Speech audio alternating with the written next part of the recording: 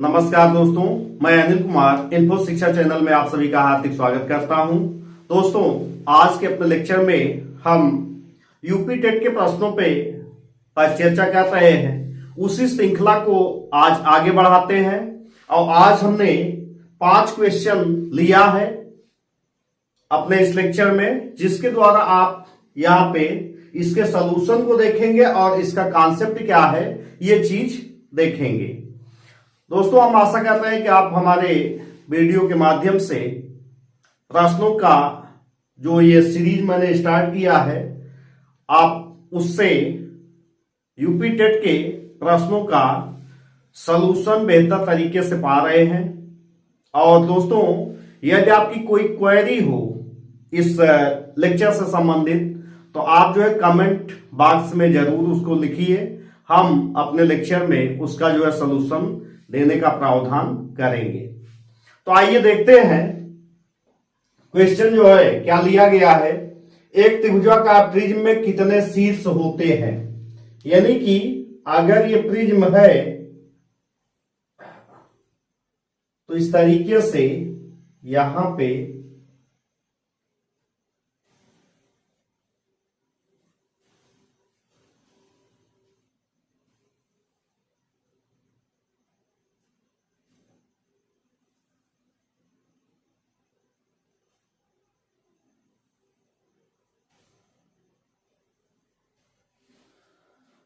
अब अगर त्रिभुजाकार प्रिज्म में बनाया गया तो शीर्ष क्या होता है। जैसे मान लीजिए आप त्रिभुज ऐसे बनाते हैं, त्रिभुज बनाते हैं तो जहां दो भुजाएं मिलती हैं ये इसका शीर्ष हो जाएगा, जिसको इंग्लिश में कहा जाता है वर्टेक्स कहा जाता है। तो जब एक त्रिभुज में जहां पे दो भुजाएं मिलती हैं 3 शीर्ष बन रहा है, तो आप देखेंगे अगर ये प्रिज्म लिया जाए त्रिभुजाकार तो कितना जो है शीर्ष यहाँ पे हो रहा है, जहां पे दो लाइन इनके जो है मिल रहे हैं। तो एक तो शीर्ष ये हो जाएगा, दूसरा शीर्ष यहां हो जाएगा, तीसरा शीर्ष ये हो जाएगा। याद रखिएगा ये यहां पे मिलता नहीं है, तो 3 यहां हो गए, 4, 5 और 6। तो इस प्रकार से तो जानते रहिए कि अगर त्रिभुजाकार प्रिज्म है तो उसमें कुल जो है शीर्ष कितने हो जाएंगे, 6 हो जाएंगे। इसका ए ऑप्शन सही है। तो आप ऐसे ही अब अगर दिया जाए चतुर्भुजाकार प्रिज्म है तो उसमें कितने शीर्ष होंगे, पंचभुजाकार है तो इसमें कितने शीर्ष हैं, इसको जो है आप थिंक कर लीजिए, जिससे आगे के क्वेश्चन अगर इस पे आधारित बनाए जाए तो आपका आंसर सही हो जाए। आइए इसके बाद का क्वेश्चन देखते हैं। आइए आप देखते हैं सेकंड नंबर क्वेश्चन। रिक्त स्थान के लिए कौन कौन से विकल्प सही हैं। 1 ग्राम में कितना जो है किग्रा होगा। तो अगर 1 ग्राम में जो है कितना केजी निकालना है ये आप व्याख्यायित करेंगे, तो सबसे पहले आप ये पैमाना जानते रहिए कि 1000 ग्राम में कितना होता है, 1 केजी होता है। यानी कि 1 ग्राम बराबर क्या हो जाएगा, 1/1000 और ये बन जाएगा केजी। आइए इसको हल कर ले। यानी कि एक ऑप्शन तो जो है यहां पे पहला मिल ही रहा है, ठीक है। फर्स्ट ऑप्शन एक तो ए हो गया, यानी कि यहां ए सही है। अब इसको और सिंप्लीफाई कर लेते हैं। कैसे सिंप्लीफाई किया जाएगा, अगर 1000 लिखा गया है तो इसको हम लिख सकते हैं 10 × 10 × 10।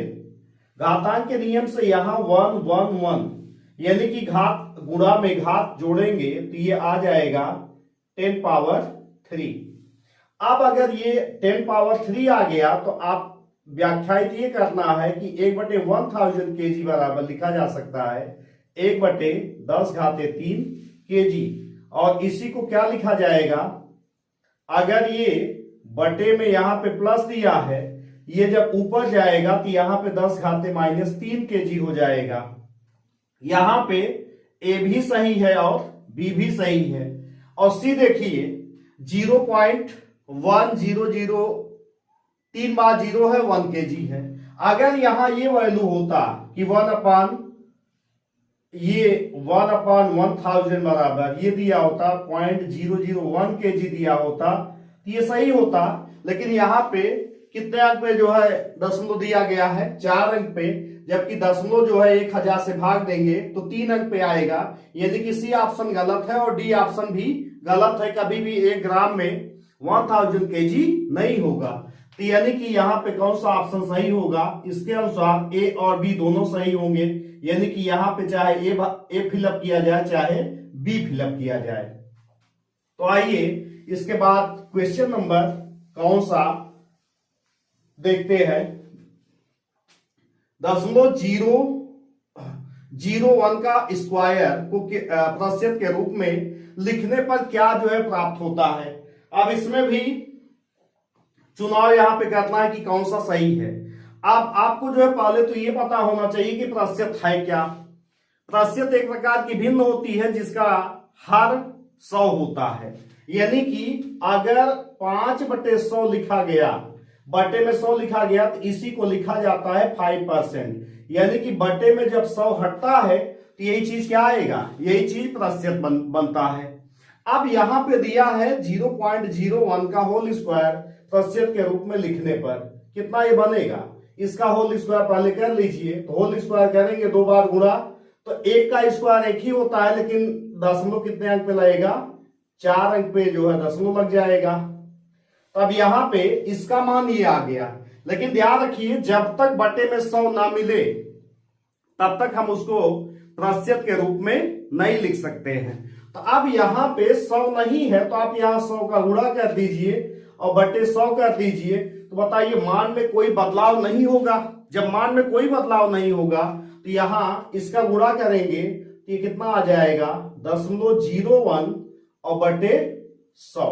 क्यों ऐसा होगा, चूंकि अगर 100 का गुणा किया जाएगा ये जो पॉइंट यहां पे है, ये पॉइंट 0.2 जो है प्लेस राइट हैंड साइड में खिसक जाएगा। यानी कि 100 का गुणा यहां कर दीजिए और 2 अंक कितने अंक पे जो है दशमलव लगाएंगे, 4 अंक पे लगेगा, लेकिन मान ये आ जाएगा। यानी कि अब अगर इसको जो है हम यहां से 100 हटाएं तो यही चीज क्या दे देगा, 0.01% जो है दे देगा।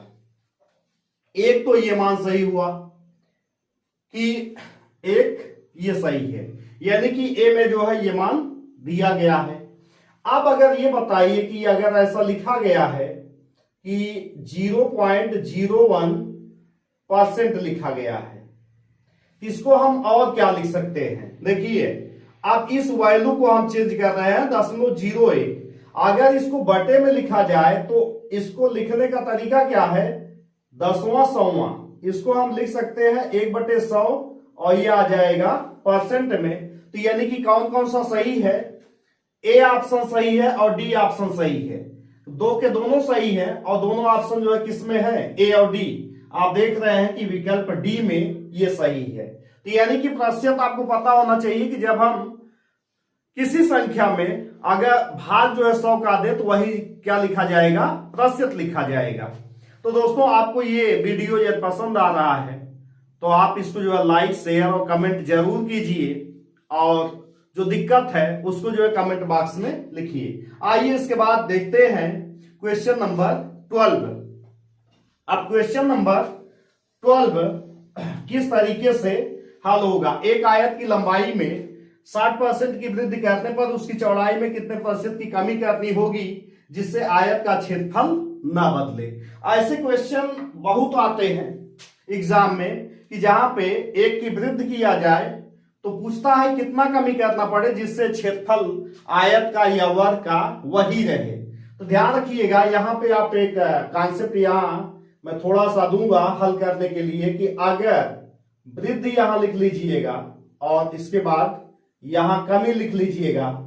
वृद्धि अगर n/d है तो कमी हमेशा n/d प्लस n करना पड़ेगा और इसी को जो है प्रतिशत के रूप में आपको जो है व्यक्त करना पड़ेगा। इसको यहाँ पे समझ लीजिए, जैसे मान लीजिए 60% यहाँ दिया गया है तो 60% को पहले भिन्न में कन्वर्ट कीजिए तो 60 अपान कितना आ जाएगा 100। क्योंकि प्रतिशत चिन्ह हटेगा तो बटे में 100 आएगा। इसको आप काट दीजिए 20 × 60 और 20 × 25 100। यानी कि n/d कितना आ गया, n/d बराबर बन गया 3/5।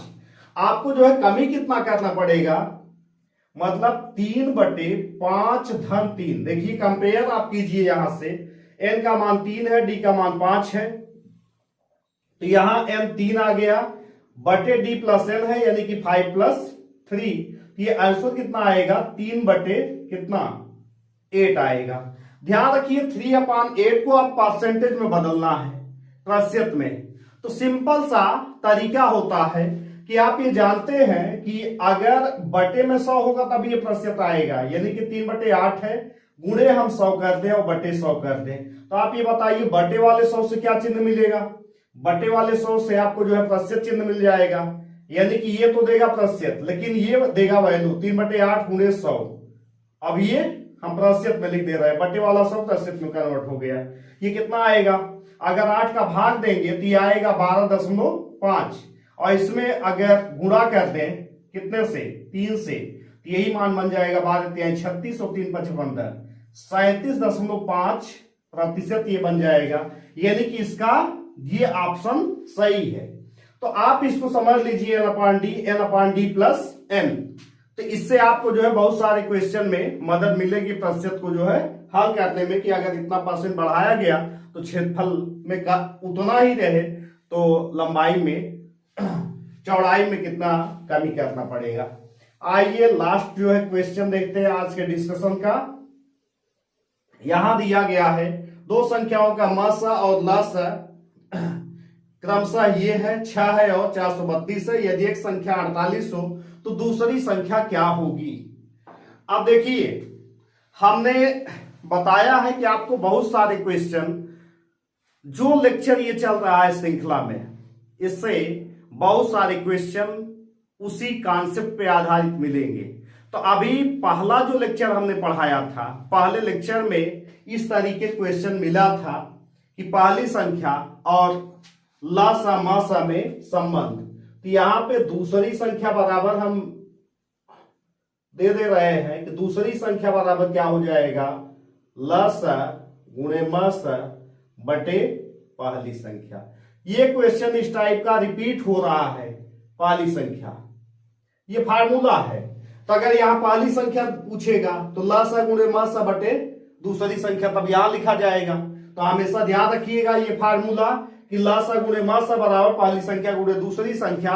इस तरीके का कॉन्सेप्ट हम अपने जो है लेक्चर में चर्चा कर चुके हैं, क्योंकि यहाँ पे क्वेश्चन नंबर 9 से लेकर 13 तक हम डिस्कस कर रहे हैं।